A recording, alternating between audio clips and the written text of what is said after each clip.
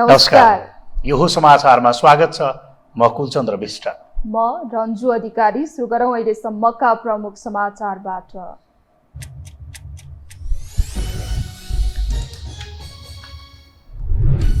एमाले गलाएरै छाड्ने अस्त्र प्रयोग गर्ने प्रधानमन्त्री प्रचण्ड। संसद सुचारू गराउन ओलीलाई राष्ट्रपतिको सुझाव। सभामुख घिमिरेबाट उठ्यो निष्पक्षताको प्रश्न। त्रिभुवन विमानस्थलको सुरक्षा व्यवस्था सुधारको अध्ययन गर्न कार्यदल बनाइने। सुन प्रकरणमा थप चिनिया गिरोह खोज्दै सिआइबी। ललिता निवास प्रकरणमा पक्राउ परेका 2 जना रिहा। 5 वर्षभन्दा कम उमेरका बालबालिकामा हुने कुपोषणमा उल्लेख्य सुधार। कर्णालीका 44% बालबालिकामा भने अझै कुपोषित। दीर्घकालीन योजना ल्याउन सरकारलाई सुझाव। रुस युक्रेन युद्धका कारण विश्वकै ठूलो गहुँ आयातकर्ता इजिप्ट चिन्तित। युएसँग 500 मिलियन अमेरिकी डलरको गहुँ आयात गर्ने सम्झौता। र घरेलु टोली अस्ट्रेलियालाई पराजित गर्दै इङ्ल्यान्ड पहिलो पटक महिला विश्वकपको फाइनलमा प्रवेश। स्पेनसँग उपाधि भिडन्त। अस्ट्रेलिया र स्विडेनले तेस्रो स्थानका लागि खेल्ने।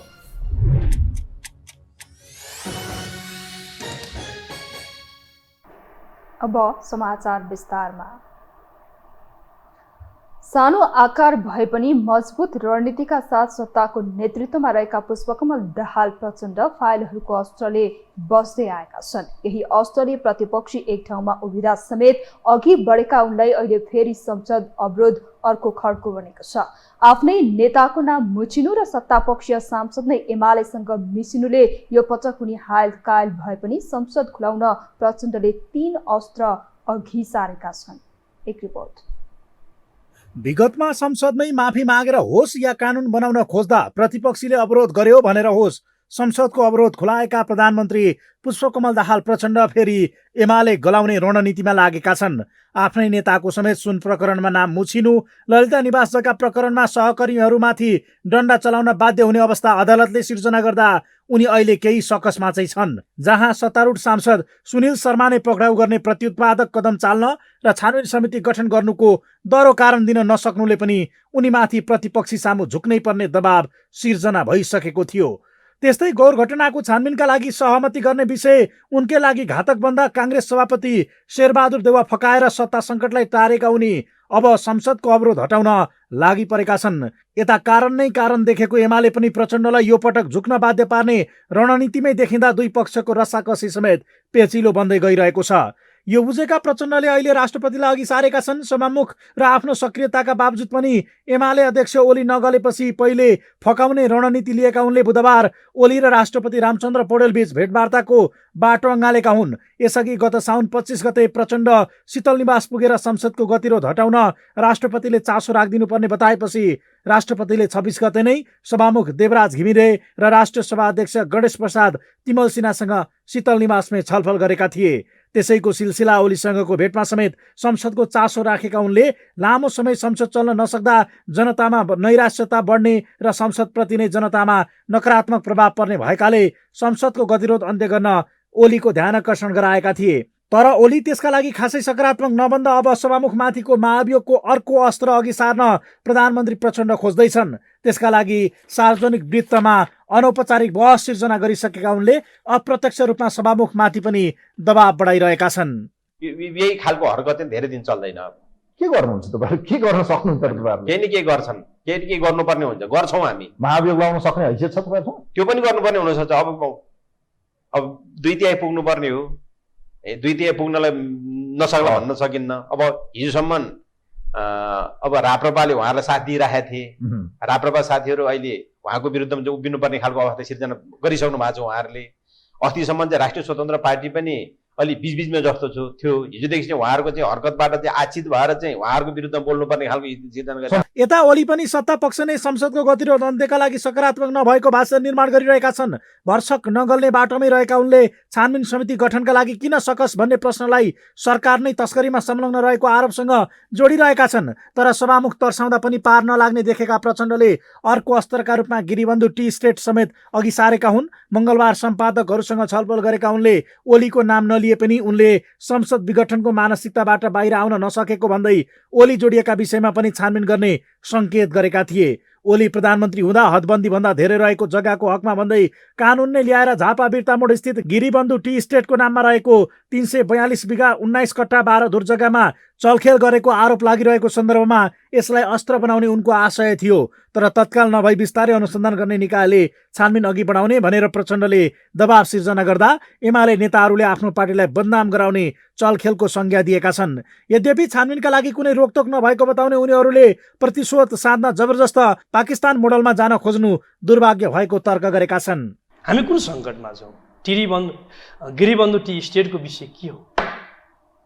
उहाँले प्रतिशोध साध्नका लागि एमालेलाई बदनामित गर्न सकिन्छ कि भनेर एमाले नेतृत्वको सरकारको पाला भएका केही विषय खोजी उहाँ गरिरहनु भएको छ। उहाँलाई स्वतन्त्रता छ, गर्नुहोस्। तर पाकिस्तानको मोडलमा उहाँले राजनीतिलाई जबरजस्ती लान चाहिँ प्रयत्न गर्दै हुनुहुन्छ। यो दुर्भाग्य छ। यता प्रचण्डलाई पनि सत्तारूढ गठबन्धनले ललिता निवास जग्गा प्रकरणमा माधव बाबु रामलाई गौर हत्याकाण्डमा उपेन्द्र यादवमाथि छानबिन अघि नबढाउन गरेको निर्णय भारी नपर्ला भन्न सकिँदैन। त्यसमा पनि कसैलाई बोल्दैमा हिरासतको यात्रा गराउँदा महरालाई फोन कुराकानीकै आधारमा पक्राउ गर्न नमिल्ने गृहमन्त्रीको बोली विपक्षीलाई अर्को प्रश्न गर्ने आधार बनेको छ। यद्यपि यसले एकले अर्कालाई दबावमा राख्ने गरी अघि बढेको राजनीतिक परिदृश्यमा तत्कालका लागि प्रचण्ड नै बलिया छन्। फलत उनको अस्त्रको दबाव नै एमालेका अघि डह्रो देखिने अवस्था हुँदा सुशासनकै आडमै विभिन्न अस्त्रसहित अघि बढेका प्रचण्ड त्यसैमा प्रश्न उठे कति अघि जालान्, त्यो चाहिँ अर्को चर्चाको विषय बनेको छ। यो हो टेलिभिजनका लागि कुलचन्द्र विष्ट, काठमाडौँ। प्रधानमन्त्री निवास बालुवाटारमा बसेको सत्ता गठबन्धनको बैठकले संसदको गतिरोध हटाउन पहल गर्ने निर्णय गरेको छ। सत्ता गठबन्धनका शीर्ष नेताहरूको बैठकले सदनको गतिरोध अन्त्य गर्न प्रमुख प्रतिपक्षी दलसहित संसद प्रतिनिधित्व गर्ने सबै दलहरूसँग संवाद गर्ने निर्णय गरेको हो। बैठकमा प्रधानमन्त्री पुष्पकमल दाहाल प्रचण्ड, नेपाली कांग्रेसका सभापति शेरबहादुर देउवा, नेकपा एकीकृत समाजवादीका अध्यक्ष माधव कुमार नेपाल बीच भेटवार्ता भएको थियो। भेटमा उपप्रधानमन्त्री दुवै पूर्णबहादुर खड्का र नारायण काजी श्रेष्ठ पनि सहभागी थिए। त्यस क्रममा सदन सञ्चालन र पछिल्ला राजनीतिक घटनाक्रमका विषयमा छलफल भएको प्रधानमन्त्रीको सचिवालयले जनाएको छ। त्रिभुवन विमानस्थलबाट समातिएको सुन प्रकरणपछि त्यसबारे छानबिन गर्न उच्चस्तरीय छानबिन समिति बनाउनु पर्ने भन्दै प्रमुख प्रतिपक्षी एमालेले निरन्तर संसद अवरुद्ध गर्दै आएको छ। 10 साउनपछि संघीय संसदका दुवै सदनहरू नियमित कार्यसूचीमा प्रवेश गर्न पाएका छैनन्। संसदमा तटस्थ र निष्पक्ष कार्य सम्पादन गर्नु सभामुखको अनिवार्य शर्त हो। तर सभामुख माथि विगतदेखि नै निष्पक्षको प्रश्न उठ्ने गरेको छ। वर्तमान सभामुख देवराज घिमिरे पनि विवादको भुमरीमा फँसेका छन्। एक रिपोर्ट। संसदीय व्यवस्थामा सदनमा सत्ता पक्ष र प्रतिपक्षको जुहारी चल्नु सामान्य हो। विपक्षी सांसदले सरकारलाई सदनमा जनताको आवाज उठाएर र्याखी पार्छन्, सरकारलाई निरङ्कुश हुनबाट रोक्छन्। सभामुखले तटस्थ रहेर आफ्नो भूमिका निर्वाह गर्छन्। तर नेपालको सन्दर्भमा अपवाद छाड्ने हो भने सभामुखको भूमिकामाथि नै प्रश्न उठ्ने गरेको छ। सभामुख देवराज घिमिरेमाथि पनि अहिले प्रश्न उठेको छ। वैकल्पिक शक्तिको रूपमा उदाएको प्रतिपक्षी दल राष्ट्रिय स्वतन्त्र पार्टीले त सभामुख दल विशेषको प्रतिनिधिको रूपमा प्रस्तुत भएको आरोप लगाएको छ। सामान्य सभामुखको क्रियाकलाप या यो सचिवालय यो जुन क्रियाकलाप देखियो यो अत्यन्तै सदन हाइज्याक भएकै हो। संसद हाइज्याक गरियो। संसद हाइज्याक गर्न पाइँदैन। त्यो सम्मान कायम राख्न सक्नुपर्नेछ। दल छोडेर सदन छिरिसकेपछि त्यो सम्मानित कुर्सीमा बसिसकेपछि दलको बन्न पाइँदैन। त्यो व्यवहारले पनि पाइँदैन, क्रियाकलापले पनि पाइँदैन, भित्री रूपमा पनि पाइँदैन, बाहिरी रूपमा पनि पाइँदैन। यसले लोकतन्त्रको मूल्य र मान्यतामाथि ठुलो कुठाराघात हुन्छ, ठुलो ठेस लाग्छ। सभामुख घिमिरे एमालेबाट निर्वाचित सांसद हुन्। सभामुखमा निर्वाचित भएपछि उनले दलको सदस्यता त्यागेका छन्। सभामुख निष्पक्ष हुने भएकाले नै घिमिरेले दलको सदस्यता त्यागेका हुन्। यसअघिका सभामुखले पनि दलको सदस्यता त्याग्ने गरेका थिए। वर्तमान सभामुख अग्नि सापकोटा, ओन्सरी घरती, सुभाष चन्द्र नेङवाङ लगायत पनि कार्यकाल सकिएपछि मात्रै पार्टी काममा फर्किएका थिए। उनीहरूमाथि पनि दलीय निर्देशनमा चलेको आरोप लागेको थियो। सत्तारूढ दलहरूले सभामुख पार्टी विशेषका रणनीति अनुरूप चलेको गम्भीर आरोप लगाएका छन्। सरकारको नेतृत्व गरिरहेको माओवादीले त सभामुखलाई महाभियोग लगाउने सम्मको चेतावनी दिएको छ। यही खालको हरकत चाहिँ धेरै दिन चल्दैन। के गर्नुहुन्छ तपाईँहरू? के गर्न सक्नुहुन्छ तपाईँहरूले? केही न केही गर्छन्, केही न केही गर्नुपर्ने हुन्छ, गर्छौँ हामी। महाभियोग लगाउन सक्ने हैसियत छ तपाईँहरूसँग? त्यो पनि गर्नुपर्ने हुनसक्छ। अब 2/3 पुग्नुपर्ने हो। 2/3 पुग्नलाई नसक्ला भन्न सकिन्न। अब राप्रपाले उहाँहरूलाई साथ दिइराखेका थिए। राप्रपा साथीहरू अहिले उहाँको विरुद्धमा जो उभिनुपर्ने खालको अवस्था सिर्जना गरिसक्नु भएको छ उहाँहरूले। अस्तिसम्म चाहिँ राष्ट्रिय स्वतन्त्र पार्टी पनि अलि बिचबिचमा जस्तो थियो। हिजोदेखि चाहिँ उहाँहरूको चाहिँ हरकतबाट चाहिँ आचित भएर चाहिँ उहाँहरूको विरुद्धमा बोल्नुपर्ने खालको सभामुख जस्तो मान्छेले संसद कसरी चलाउनु पर्छ भन्ने कुरो त उहाँले बुझ्नुपर्ने हो। सत्तारूढ दल र अन्य प्रतिपक्षी दलको आरोपप्रति प्रमुख प्रतिपक्षी दल एमाले भने सहमत छैन। सभामुखको भूमिका तटस्थ र निष्पक्ष रहेको एमालेको दाबी छ। संसदमा सबै दलहरूसँग नियमित छलफल गरेरै सभामुख अघि बढेको एमालेको दाबी छ। सुन प्रकरणमा उच्च स्तरीय छानबिन समिति गठन गर्नुपर्नेमा सभामुखमाथि आरोप लगाएर सत्तारूढ दलहरूले विषयान्तर गर्न खोजेको एमालेको जिकिर छ। महाभियोग लगाउने र तर्साउने सत्तारूढ गठबन्धनको पुरानै प्रविधि रहेको एमालेको दाबी छ। कतिपय सत्तापक्षलाई त्यस्तो लाग्न सक्छ, तर हाम्रो प्रतिपक्षको आँखाबाट हेर्दा सभामुख उहाँ हिजो सभामुखको नियुक्ति पूर्व नेकपा एमालेको नेता हुनुहुन्थ्यो होला। जुन दिनदेखि उहाँ नेकपा एमालेको सदस्यसम्म त्यागेर सभामुखको शपथ लिनुभयो, त्यसपछि उहाँ स्वतन्त्र भूमिकाका साथ उहाँले आफ्नो प्रस्तुतीकरण गरिरहनु भएको छ भन्ने हामी देख्छौँ।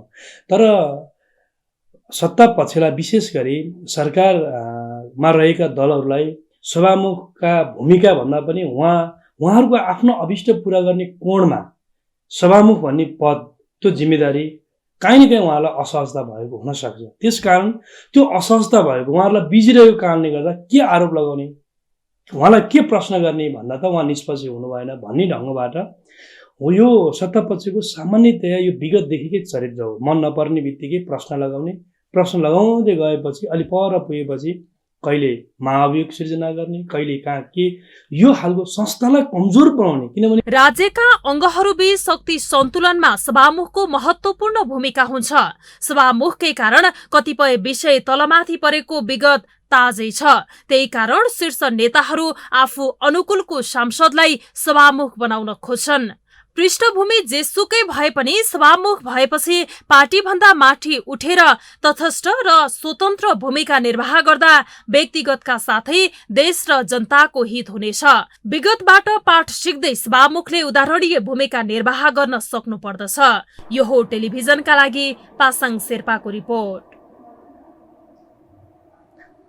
सरकारले त्रिभुवन अन्तर्राष्ट्रिय विमानस्थलको समग्र व्यवस्थापन सुधार र सुरक्षा अवस्था बारे अध्ययन गर्न कार्यदल बनाउने भएको छ। प्रधानमन्त्री पुष्पकमल दाहालले प्रधानमन्त्री तथा मन्त्री परिषदको कार्यालय सिंहदरबारमा आयोजित विमानस्थलको सुरक्षा प्रबन्ध र सरकारले चाल्नुपर्ने कदमबारे छलफल गर्न आयोजित बैठकलाई सम्बोधन गर्दै कार्यदल बनाउने जानकारी दिनुभएको हो।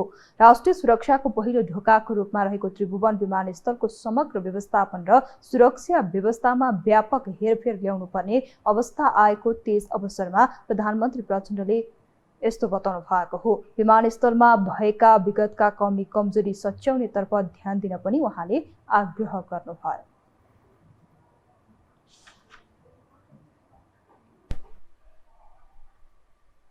अब बाँकी समाचार।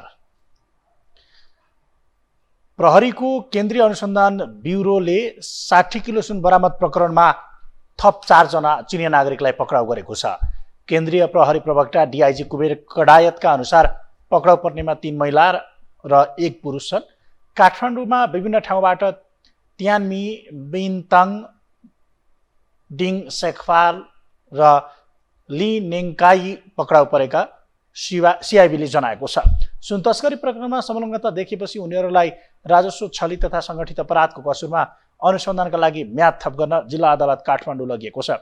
राजस्व अनुसन्धान विभागले 3 साउनमा सुनसहितको 155 किलो ब्रेक्सु बरामद गरेको थियो, तर गालेर जोख्दा 60 किलो मात्रै सुन भएको खुलेको छ।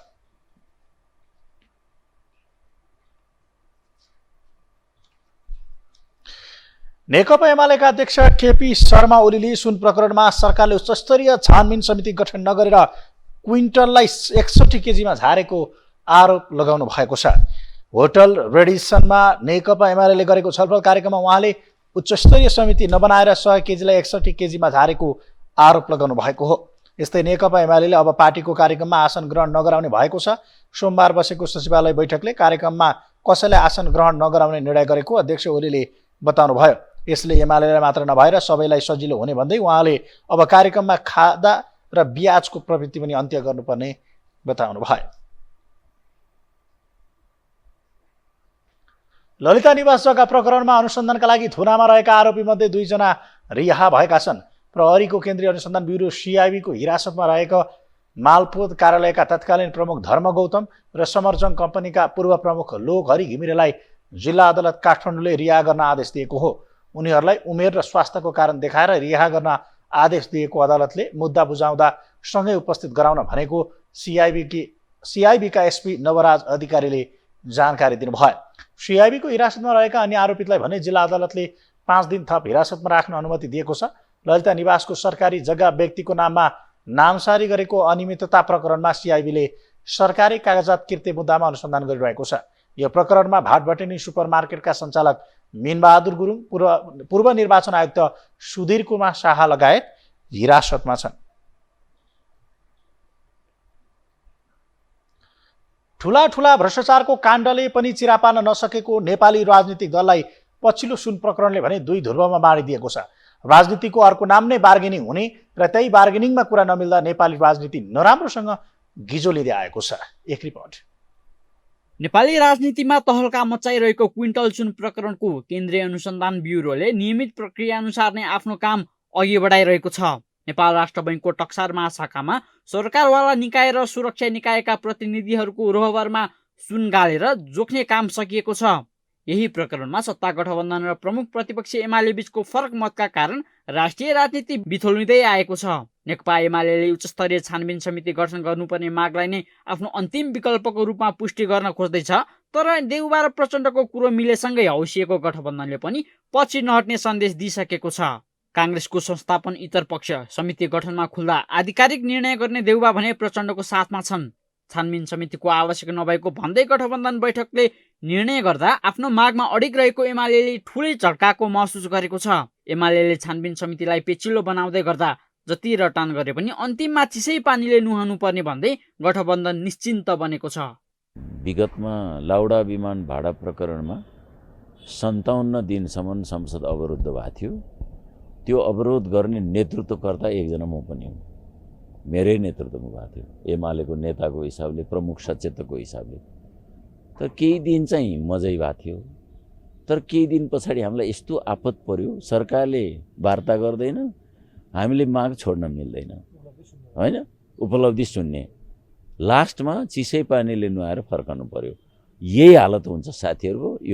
अब यो उच्च स्तरीय छानबिन आयोग बन्दैन। ठुला दलहरू प्रतिष्ठाको लडाईँमा लाग्दा साना दललाई पनि आफ्नै समस्याले चिन्तित बनाएको छ। बाबुराम भट्टराई र माधव कुमार नेपाललाई ललिता निवास प्रकरणले पिरोलेको छ भने उपेन्द्र यादवलाई गौर हत्याकाण्ड बल्जिदार टाउको दुखाइ बनेको छ। जनता समाजवादीले गठबन्धनसँगको सम्बन्धलाई पूर्ण विराम लगाउँदै सत्ता समीकरण फेरबदलकै धम्की दिन थालेपछि फाइल सामसुम पार्ने निष्कर्षमा गठबन्धन छ। यता विकल्प भनिएका रासोपा र राप्रपा भने राष्ट्रिय राजनीतिमा अपनत्व खोजिरहेका छन्। सदनमा 35 सिटे हैसियत बनाएका यी 2 पार्टी ठुला दलको बाइपासमा परेका छन्। आफूलाई निरीह साबित गरेका उनीहरू लड्दै थाकिसकेको महसुस गरेका छन्। कुनै पनि लोकतान्त्रिक पद्धतिमा, कुनै पनि लोकतान्त्रिक मुलुकको संसदीय अभ्यासमा जसले लोकतन्त्रको सही अभ्यास गरेको छ, त्यस्तो सही अभ्यास गर्ने ठाउँमा यस्तो चाहिँ हुँदैन।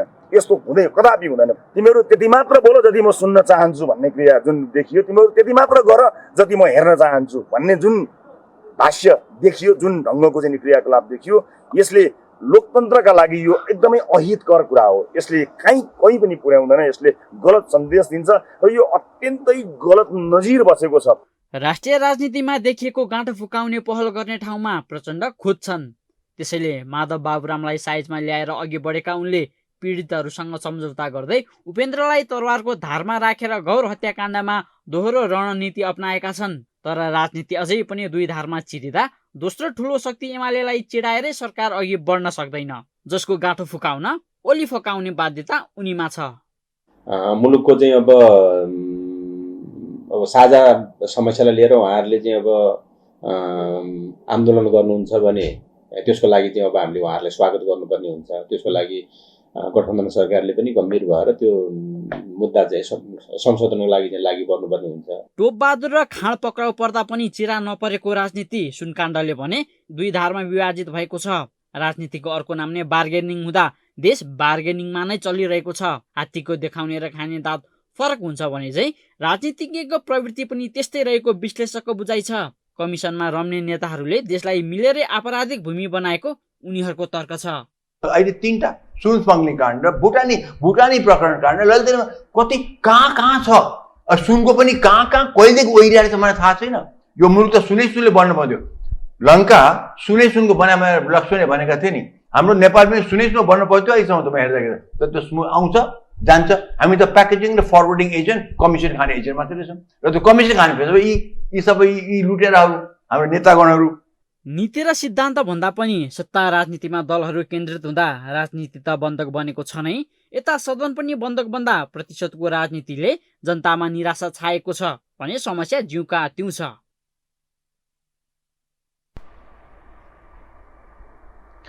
संसदीय चुनावपछि प्रचण्डको प्रधानमन्त्री हटले सत्तारूढ दल बनेको एमाले प्रचण्डसँगै पौठे जोरी खेल्दा एकाएक सत्ता विमुख बन्न पुग्यो। देउवासँगको चुनावी गठबन्धनलाई धोका दिएर ओली क्याम्पमा प्रवेश गर्दै प्रधानमन्त्री हत्याएका प्रचण्डले छिनभरमै ओली त्यागेर पुरानै गठबन्धनमा फर्किए भने एमाले पूर्ण प्रतिपक्षमा थन्क्यो। प्रचण्डले धोका दिएपछि सदनको प्रतिपक्षमा पछारिएको एमाले अहिले एक्लो बर बनेको छ। एक रिपोर्ट। प्रतिपक्ष कित्तामा रहेका रासोपा राप्रपाले समेत साथ छोडेपछि राष्ट्रिय राजनीतिमै एमाले एक्लिएको छ। प्रतिपक्षमा थन्किए पनि सत्तारूढ बन्ने हुटुटीमा एमालेले पटक पटक काङ्ग्रेस सभापति शेरबहादुर देउवासँग हार गुहार नै गरे। सत्ता यात्राको अफर नै दिँदा समेत काङ्ग्रेसले अस्वीकार गरेपछि हरेस खाँदै पार्टीको साङ्गठनिक सुधार र पार्टी सुदृढीकरणको अभियानमा एमाले होमियो। तल्लो तहदेखि माथिल्लो तहसम्म अनेक नारा र अभियान सञ्चालन भइरहँदा पार्टीभित्र अनेक ध्रुवीकरणको सङ्केतहरू यत्रतत्र देखिएको छ। तथापि एमाले पार्टीको आकार बढाउन लागि परेको छ। माधव कुमार नेपालले एमाले फुटाएपछि पार्टी कमजोर भएको विश्लेषण सहित एमालेको पहिलो जोड माधव कुमार नेपाल नेतृत्वको एकीकृत समाजवादी पार्टीमा गएका नेताहरू घर फर्काउने अभियान नै चलाइरहेका छन्। अनेक आश्वासन दिँदै एकीकृत समाजवादीका 30 भन्दा बढी नेताहरू एमालेमा भित्राइसकेका छन्।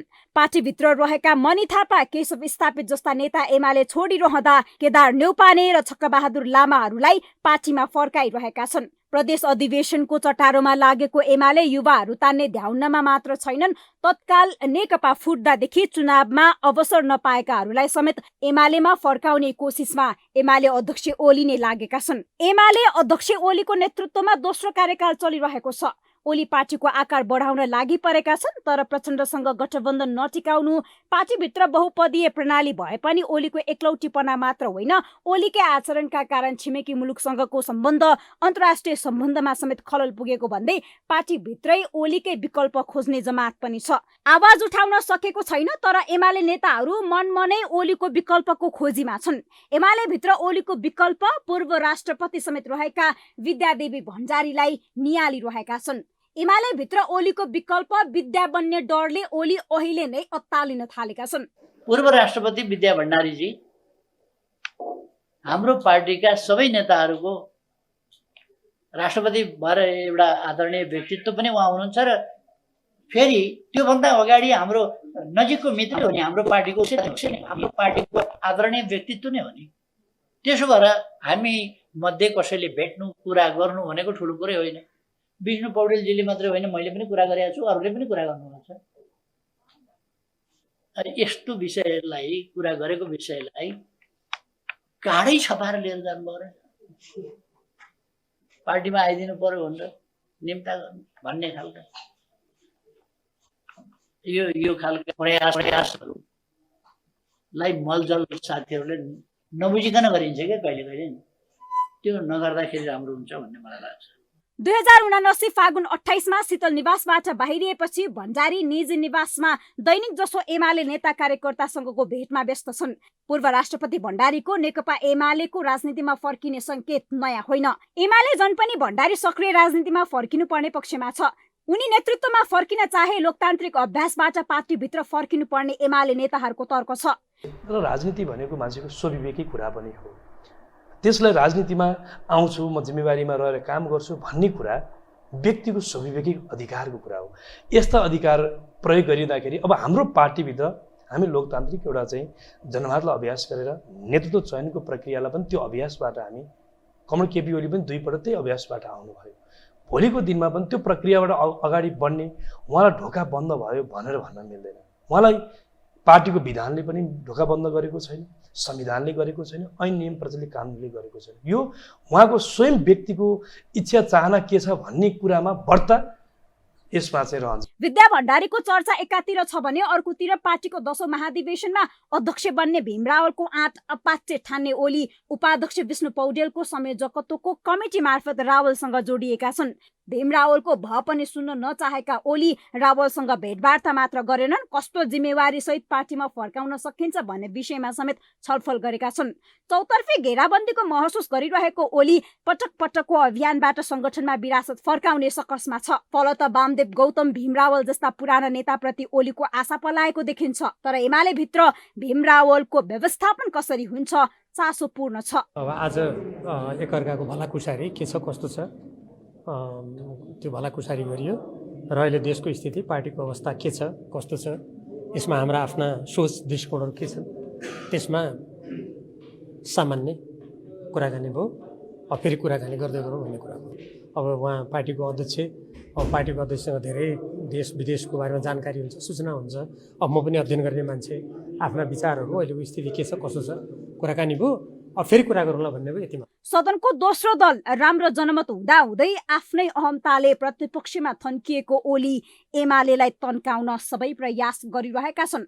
तर आफ्नो विकल्प सोच्न त के सुन्न समेत सक्दैनन्। यस्तो अवस्थामा उनलाई नै टक्कर दिने नेताहरूको नजिकपनाले एमाले भित्र ओली गल्न थालेको त होइन भन्दा फरक नपर्ला। यो हो टेलिभिजनका लागि निम्लेकी शेर्पा, काठमाडौँ।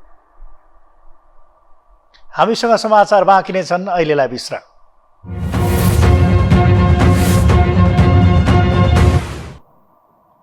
विश्रामपछि स्वागत छ। अब बाँकी समाचार।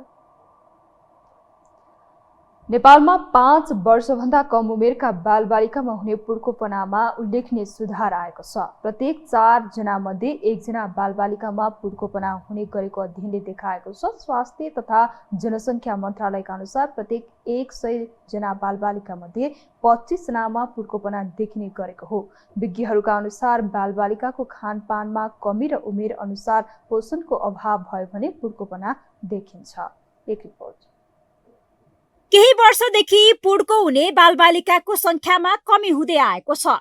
नेपाल स्वास्थ्य जनसाङ्ख्यिक सर्वे सन् 2022 को तथ्याङ्क अनुसार नेपालमा प्रत्येक 4 जना मध्ये 1 जनामा पुड्कोपना रहेको र पछिल्लो वर्ष यता पुड्कोपनामा सुधार भएको देखिन्छ। नेपाल स्वास्थ्य जनसाङ्ख्यिक सर्वे सन् 2016 अनुसार प्रत्येक 100 जना मध्ये 36 जना बालबालिकामा पुड्कोपना रहेको थियो। पुड्कोपनाको प्रमुख कारण पोषणको अभाव रहेको र घर परिवार सचेत हुँदा पुड्कोपनामा सुधार आउने स्वास्थ्य सेवा विभाग परिवार कल्याण महाशाखा अन्तर्गत पोषण शाखा प्रमुख लीला विक्रम थापा बताउँछन्। अहिले चाहिँ यो 2016 को नेपाल स्वास्थ्य जनसाङ्ख्यिक सर्वेको तुलनामा अहिले 2022 मा सुधार आएको देखिन्छ। जस्तो 2016 मा 36% यसको प्रिभिलेन्स चाहिँ 36% चाहिँ थियो भने अहिले घटेर 25 मा झरेको पाइन्छ। केही न केही सुधार भएको देखाउँछ तथ्याङ्कले। प्रत्येक 100 जना 5 वर्ष मुनिका बच्चामा अहिले 25 जना भनौँ, प्रत्येक 4 जनामा 1 जना बच्चा चाहिँ पुड्कोपना छ भनेर भन्न सकिन्छ। यो तथ्याङ्कले चाहिँ सुधार भएको देखाउँछ। सन् 2016 को सर्वेक्षणले नेपालमा 5 वर्ष मुनिका 36% बालबालिकामा पुड्कोपना रहेको देखिएकोमा यही सर्वेक्षणले 5 वर्षमा 11%ले पुड्कोपना हटेर 25%मा झरेको देखाएको छ। विगतमा नेपालमा 5 वर्ष मुनिका बालबालिकामा हुने पुड्कोपनामा सन् 1996 मा 57%, सन् 2001 मा 57, सन् 2006 मा 49, सन् 2011 मा 41 र सन् 2016 मा 36% रहेको थियो। सर्वेक्षणले 5 वर्ष मुनिका बालबालिकामा हुने पुड्कोपना कम हुँदै गए पनि हाल देखिएको 25% पुड्कोपनामा सबैभन्दा धेरै बालबालिका कर्णाली प्रदेशमा रहेको समेत देखाएको छ। खाद्य असुरक्षाका कारण कर्णाली प्रदेशमा अहिले पनि 44% बच्चाहरू पुड्कोपनाको शिकार बनिरहेका छन्। सरकारले पुड्कोपना न्यूनीकरण गर्न कर्णाली प्रदेशका 5वटा जिल्ला हुम्ला, जुम्ला, डोल्पा, कालीकोट र मुगुमा फोर्टिफाइड फ्लोर उपलब्ध गराउँदै आएको छ।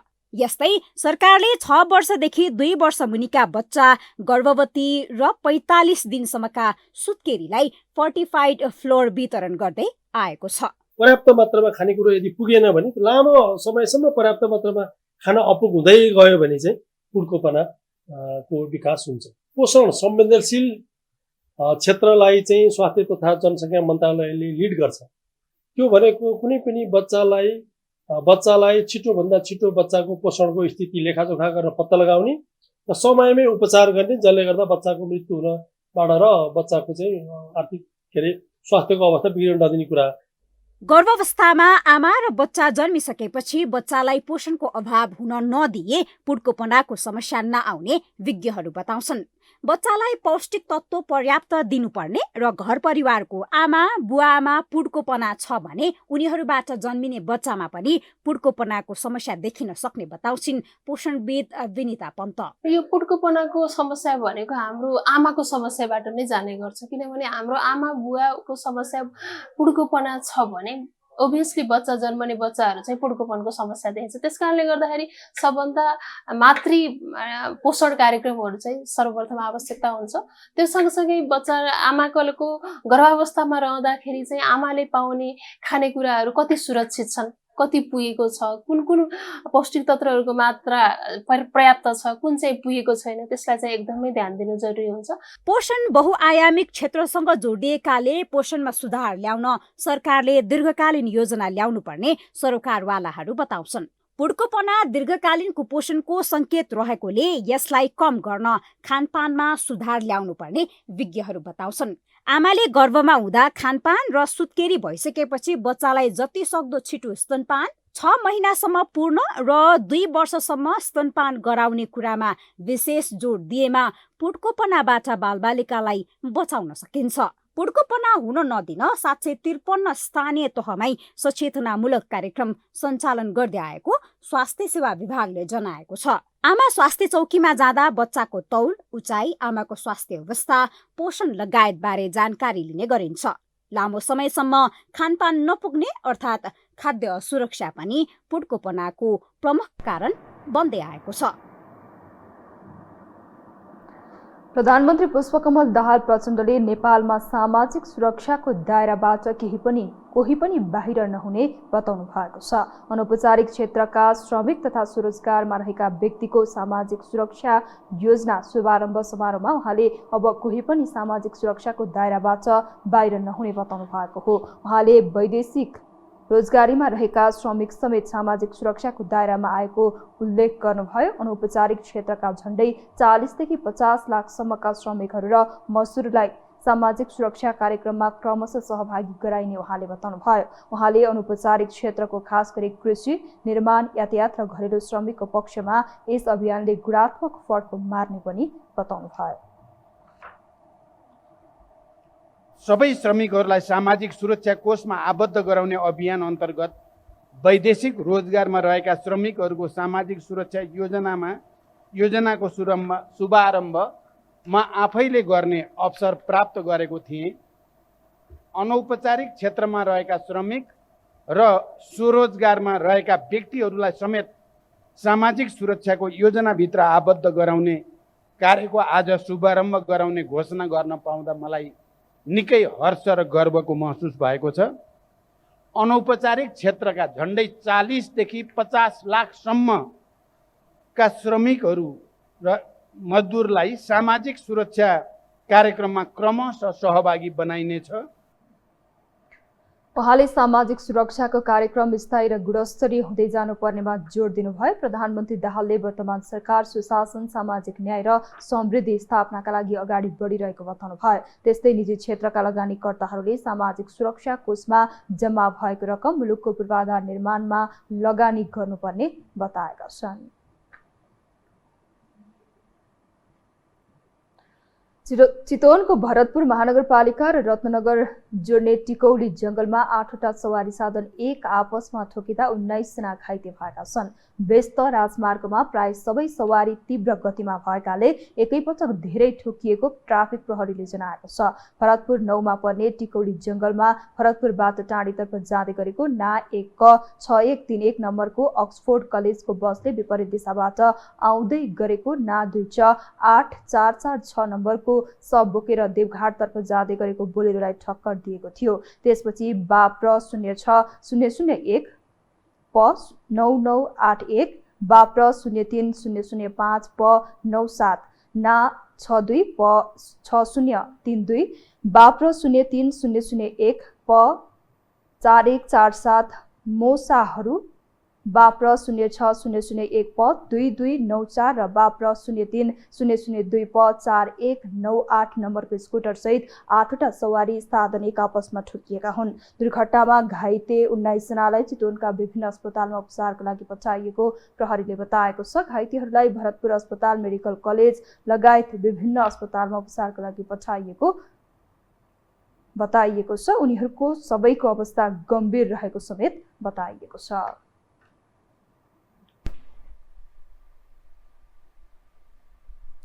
अब पालो आर्थिक समाचारको।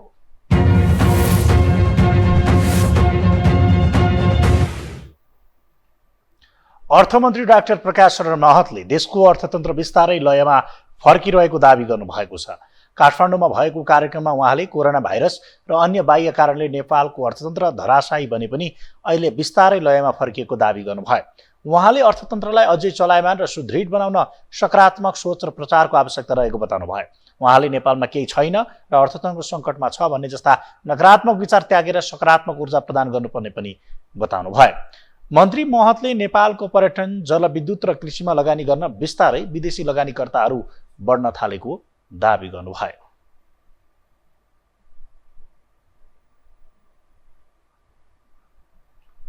बिस्तारै हाम्रो चाहिँ इकोनोमीले लय पक्रिँदैछ। हिजो कोभिड थियो, अरू बाह्य अरू पनि समस्याहरू थिए, बिस्तारै त्यो हटेको लय पक्रिँदैछ। अब एउटा पोजिटिभ डिस्कोर्स सुरु गर्नु देश। हामी नेगेटिभ मात्रै कुरा गर्यौँ भने नेगेटिभ नै परिणाम आउँछ र टुरिज्मको फाइदा चाहिँ धेरै पपुलेसनमा स्प्रेड हुन्छ। त्यसको स्टडीले देखाएको धेरै रोजगारी त्यसले दिन्छ र हामीले कसरी चाहिँ के छ भने इन्टरनेसनल स्ट्यान्डर्डमा आफूले चाहिँ आफ्नो प्रोडक्ट, सर्भिस, प्रेजेन्टेसन त्यो रूपमा गर्ने त्यो पनि सिकाउँछ। उहाँले विकसित भएको देशमा अवसरहरू कम रहेको भन्दै नेपालमै केही गर्छु भन्ने युवालाई अवसर रहेको बताउनुभयो। उहाँले केही नयाँ काम गर्छु भनेर आउने युवाहरूलाई सरकारले सहुलियत दिएको पनि बताउनुभयो। नेपाल स्टक एक्सचेन्ज नेप्से बुधबार पनि घटेको छ। बुधबार 20.31 अङ्कले बजार ओह्रालो लागेको हो। साताको चौथो कारोबारको दिन सेयर कारोबार मापक नेप्सेमा 1,67,79,80,000 रुपियाँ बराबरको सेयर खरिद बिक्री भएको छ। कुल 34 कम्पनीको सेयर मूल्य बढ्दा 185 कम्पनीको सेयर मूल्य घटेको छ। बजार 20 अङ्कले घट्दा 13वटै उपसमूहको सेयर मूल्य घटेको छ। सनराइज फोकस्ड इक्विटी फन्ड, वलेफी हाइड्रो, स्वरोजगार लघुवित्त, 3 स्टार र कुमारी बैंकको म्युचुअल फन्ड उच्च कमाउने कम्पनीमा परेका छन्। माउन्टेन हाइड्रो, श्वेतगङ्गा हाइड्रो, धौलागिरी लघुवित्त, NIBL ग्रोथ फन्ड, मिरमिरे लघुवित्त लगायतका कम्पनी भने गुमाउनेमा परेका छन्। मङ्गलबार नेप्से परिसूचक 31.80 अङ्कले घटेर 2045.44 बिन्दुमा बन्द भएको थियो। पेट्रोलियम पदार्थको मूल्य वृद्धि भएसँगै अन्तर्प्रदेश सार्वजनिक यातायातको भाडा समेत वृद्धि भएको छ। स्वचालित मूल्य प्रणालीका आधारमा आजदेखि लागू हुने गरी यातायात व्यवस्था विभागले सार्वजनिक सवारीको भाडा वृद्धि गरेको हो। विभागका अनुसार यात्रुवाहक सवारी साधनको साबिकको भाडामा 4.70% वृद्धि गरिएको छ भने पहाडी बाटोमा सञ्चालन हुने मालवाहक सवारी साधनको भाडा 6.15% वृद्धि गरिएको छ। यस्तै तराईको बाटोमा सञ्चालन हुने मालवाहक सवारीको भाडा 6.83% वृद्धि गरिएको छ। इन्धनको बजार मूल्य 5% वा सोभन्दा बढीले बढेमा वा घटेमा विभागले अभ्यास गर्दै आएको वैज्ञानिक भाडा समायोजन प्रणाली अनुसार स्वचालित रूपमा अन्तर्प्रदेश सार्वजनिक यातायातको भाडा बढ्ने वा घट्ने व्यवस्था रहेको छ। सोही व्यवस्था अनुसार भाडा समायोजन गरिएको विभागले जनाएको छ। नेपाल आयल निगमले मङ्गलबार रातिदेखि लागू हुने गरी डिजेलको मूल्य प्रति लिटर 14 रुपियाँले वृद्धि गर्दै 165 रुपियाँ 83 पैसा पुर्याएको छ। हामीसँग अन्तर्राष्ट्रिय र खेलकुद समाचार बाँकी नै छन्। अहिलेलाई पुनः विश्राम।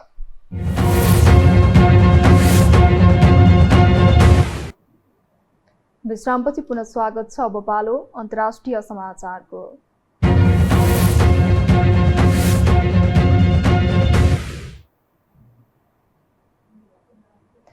इजिप्टले गहुँ आयातको लागि 500 मिलियन अमेरिकी डलरको सम्झौता गरेको छ। मङ्गलबार इजिप्टको अर्थ मन्त्रालयले गहुँ आयातका लागि संयुक्त अरब इमिरेट्सको आबुधाबी स्थित निर्यात कार्यालय एडीएक्ससँग गहुँ आयातको लागि 5 वर्षको सम्झौता गरेको हो। दुई देशको सम्बन्ध र विकास प्रबन्धन एवं खाद्य सुरक्षा प्रबन्धनमा सम्झौताले सहयोग पुग्ने बताइएको छ। इजिप्टमा 5 महिनाको खपतका लागि पर्याप्त गहुँको भण्डार रहेको र खाद्य सुरक्षा कायम गर्न राज्यको प्रयास र स्थानीय बजारको आवश्यकतालाई यसले पूरा गर्ने विश्वास रहेको छ। हस्ताक्षर समारोहमा इजिप्टका अर्थमन्त्री मोहम्मद माइदले इजिप्टले सामाजिक र आर्थिक विकास गर्न, नागरिकको जनजीविका सहज बनाउन, जनताको जीवनस्तरमा सुधार गर्नका साथै मुद्रास्फीतिको प्रभावलाई कम गर्न एडीएफटीसँग थप सहयोगको हात अघि बढाएको बताउनु भएको हो। विश्वकै ठूलो गहुँ आयातकर्ता इजिप्ट रुस युक्रेन युद्धका कारण आपूर्ति बन्द हुँदा र मूल्य वृद्धिका कारण चिन्तित छ। इजिप्टमा वार्षिक गहुँको खपत 1 करोड 80 लाख टन छ भने त्यसको 2/3 आयात गर्दछ। लामो समयदेखि युद्ध भूमिमा परिणत हुँदै आएको भारतको पूर्वोत्तर प्रान्त मणिपुर अझै शान्त हुन सकेको छैन। सरकारले हिंसा न्यूनीकरणका लागि भरमग्दुर काम गरिरहेको भनेर प्रधानमन्त्री नरेन्द्र मोदीले सार्वजनिक अभिव्यक्ति दिइरहँदा त्यहाँको जातीय हिंसा भने थप उग्र बन्दै गएको हो। आन्दोलनरत कुकी जनजातिले हिंसा चर्काउँदा अहिलेसम्म संयोगको ज्यान गइसकेको छ भने 60,000 भन्दा धेरै मानिस विस्थापित भइसकेका छन्। एक रिपोर्ट। भारतको पूर्वोत्तर प्रान्त मणिपुरमा भट्किएको जातीय हिंसा अझै रोकिन सकेको छैन। हिंसाका कारण अहिलेसम्म 160 जना भन्दा धेरैले ज्यान गुमाउनु परेको छ भने 60,000 भन्दा धेरै मानिस विस्थापित भएका छन्। हिंसा नियन्त्रणका लागि 40,000 भन्दा बढी सुरक्षाकर्मी तैनात गरिएको छ, जसमा हरेक 75 व्यक्तिका लागि एक सुरक्षाकर्मी खटाइएको छ। यद्यपि जति सुरक्षाकर्मी परिचालन गरिए तापनि हिंसा नियन्त्रणमा आएको छैन। The Kukis say it's impossible to live with the majority Meiteis after their properties were looted and they've been driven from their homes. यसअघि गत 19 जुलाईमा 2 महिलाले निर्वस्त्र बनाएर सडकमा हिँडाएको भयावह भिडियो सामाजिक सञ्जालमा भाइरल भएपछि यो आन्दोलनले थप उग्र रूप लिएको हो। मेतै र कुकी समुदायका मानिस बीच तनाव कैयौं दशक यता चल्दै आएको छ। बहुसंख्याका मेतै समुदायलाई पनि अनुसूचित जातीय सूचीकृत गर्ने बारे विचार गर्न न्यायालयले सरकारलाई भनेपछि त्यसको विरोधमा जनजाति समुदायहरू विरोधमा उर्लिए पश्चात हिंसा सुरु भएको थियो। करिब 50% जनसङ्ख्या रहेको मेतै समुदायले अनुसूचित जातिमा सूचीकृत गर्नुपर्ने माग वर्षौंदेखि गर्दै आएको छ। हिंसा भट्किएको लामो समयसम्म पनि हिंसा न्यूनीकरण हुन नसक्दा सरकारको चर्को आलोचना हुँदै आएको छ। प्रधानमन्त्री नरेन्द्र मोदीले भने सरकारले शान्ति कायम गर्ने प्रयास निरन्तर जारी रहेको बताइरहेका छन्। और शांति से इस समाधान का रास्ता निकलेगा और राज्य और केंद्र सरकार मिलकर के उन समस्याओं के समाधान के लिए भरपूर प्रयास कर रही है, करती रहेगी। हिंसा न्यूनीकरणका लागि कुनै कदम अघि नबढाएको भारतीय प्रधानमन्त्री मोदीले आरोप खेप्दै आएको छ। सरकारले गरिरहेको काम कारबाहीबारे स्पष्ट जवाफ नदिएको भनेर संसदमा पनि मोदीको अविश्वासको प्रस्तावको सामना गर्नु पर्यो। भलै प्रधानमन्त्री मोदी विरुद्धको अविश्वासको प्रस्ताव पास हुन नसकेपछि उनीमाथि हिंसा नियन्त्रणको कुनै पहल नभएको भन्दै सुरु भएको आक्रोश कम हुन सकेको छैन। अन्तर्राष्ट्रिय जगतमा हरेक क्षेत्रमा शक्तिशाली बन्दै गएको भारत आफ्नै देशको जनतामाथिको समस्याको समाधान गर्न नसक्दा मोदी आलोचनाको पात्र बनिरहेका छन्। यो हो टेलिभिजनका लागि मिङमा शेर्पा, काठमाडौँ। अब पालो खेलकुद समाचारको।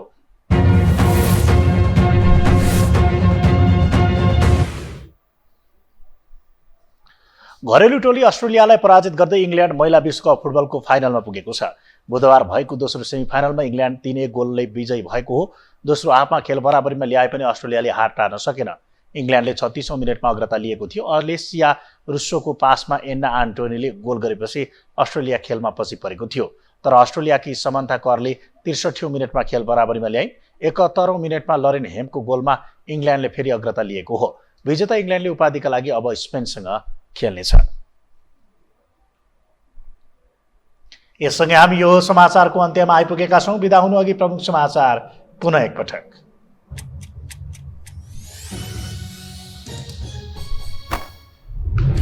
एमाले गलाएरै छाड्ने अस्त्र प्रयोग गर्दै प्रधानमन्त्री प्रचण्ड, संसद सुचारू गराउन ओलीलाई राष्ट्रपतिको सुझाव। सभामुख घिमिरेमाथि उठ्यो निष्पक्षताको प्रश्न। त्रिभुवन विमानस्थलको सुरक्षा व्यवस्था सुधारको अध्ययन गर्न कार्यदल बनाइने। सुन प्रकरणमा थप चिनिया गृह खोज्दै सिआइबी। ललिता निवास प्रकरणमा पक्राउ परेका 2 जना रिहा। 5 वर्षभन्दा कम उमेरका बालबालिकामा हुने पुड्कोपनामा उल्लेख्य सुधार। कर्णालीका 44% बालबालिका भने अझै कुपोषित। दीर्घकालीन योजना ल्याउन सरकारलाई सुझाव। रुस युक्रेन युद्धका कारण विश्वकै ठुलो गहुँ आयातकर्ता इजिप्ट चिन्तित। युएसँग 500 मिलियन अमेरिकी डलरको गहुँ आयात गर्ने सम्झौता। र घरेलु टोली अस्ट्रेलियालाई पराजित गर्दै इङ्ल्यान्ड पहिलो पटक महिला विश्वकपको फाइनल प्रवेश। स्पेनसँग उपाधि भिडन्त। अस्ट्रेलिया र स्विडेनले तेस्रो स्थानका लागि खेल्ने।